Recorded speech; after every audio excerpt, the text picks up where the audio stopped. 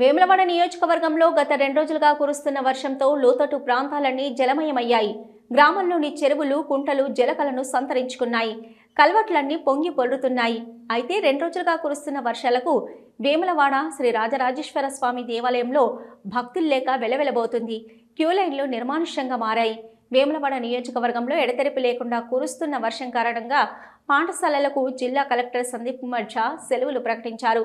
ప్రజలు అత్యవసరమైతే తప్ప ఇండ్ల నుంచి బయటకు రావద్దని ఆదేశించారు. జిల్లాలోని వివిధ శాఖల అధికారులు 24 గంటలు అందుబాటులో ఉండాలని, వరద, వర్షం ప్రభావిత ప్రజలు సద్వినియోగం చేసుకోవాలన్నారు. జిల్లా ప్రజలకు అందుబాటులో control room toll free number 180023331495, control room WhatsApp cell number 9398684240 నెంబర్ల ద్వారా అధికారులు అందుబాటులో ఉంటారని కలెక్టర్ తెలిపారు. కాగా 2 రోజులుగా కురుస్తున్న వర్షం వల్ల వేములవాడ మూలవాగు భారీగా ప్రవహిస్తుంది. మూలవాగు పరిసర గ్రామాల ప్రజలు అప్రమత్తంగా ఉండాలని అధికారులు కోరుతున్నారు.